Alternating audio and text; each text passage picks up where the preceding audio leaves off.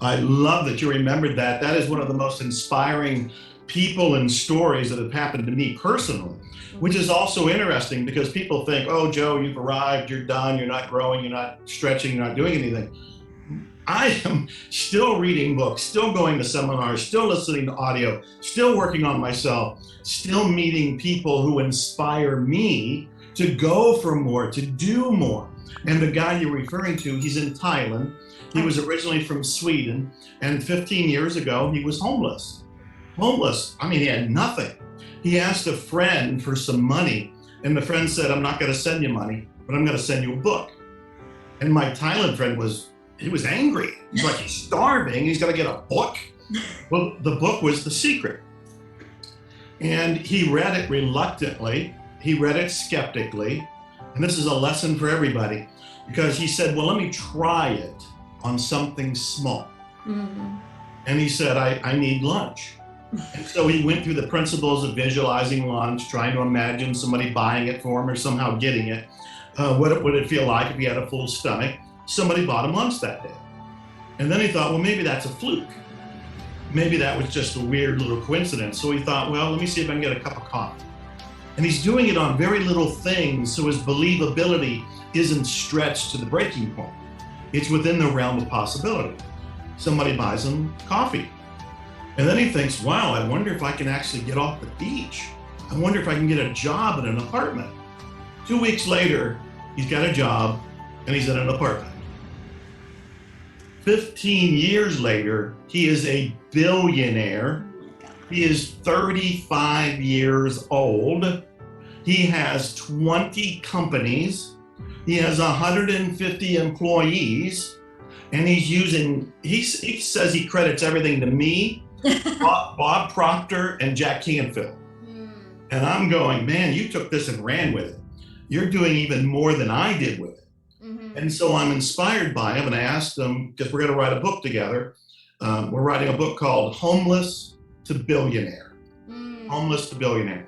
And it's his success secrets, his wealth secrets. He calls himself a money magnet at this point, and he wants to teach us to be a money magnet. So I asked him one of the meditations he does, and there is one you referred to, 3 steps to it. So the very first step in his 3-step formula for manifesting something big in your life, and I love it because it's unique. It's something I wasn't even doing, but I'm doing now.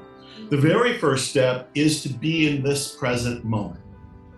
And to be in this present moment, what he does is pay attention to his sensory awareness. What am I hearing in this moment? What do I see in this moment? What am I feeling in this moment? And he spends several minutes really being in a kind of presence of mind where you realize the miracle is really here. We all want this miracle that we push off in the distance, but the past is gone, the future isn't here. The real miracle is right now. So he starts with the sensory awareness of where I am. He listens to his breathing, he gets into his body, he may hear birds, or in my case, I hear an air conditioning running. So there's things that pull me into the moment. That's the first step. The second step, and I so love this one, he said he thinks of someone or something that he loves. And he said almost always it's his family. He's married, he has 2 kids. And so he says, I don't want to manifest without my family. And he also says you cannot manifest without emotion. So he's choosing love. And in this second step, he's imagining his wife, he's imagining his kids, he's imagining all of his feelings, and he's feeling them, not just visualizing them. He's having this sensory awareness of his love for his family in this moment. That's the second step. And then the third is that he thinks of the item or the manifestation that he wants to create. He's into real estate, so very often it's a big real estate deal or a big real estate project. Yeah. And so he will apply the first step, present awareness, and the second step, the emotion of love, to the third step, the item he wants to create. By bringing it into the moment, bringing love into it, and then visualizing and feeling that it's already complete, he gets to the point where, as Neville Goddard, one of my favorite teachers, have always said, you feel it real. You imagine it's already completed. You imagine the deal, the manifestation, the intention has already happened with love and in this moment. And then he lets it go. And he says every time he does it, he manifests the biggest, boldest, most bodacious dreams of all time.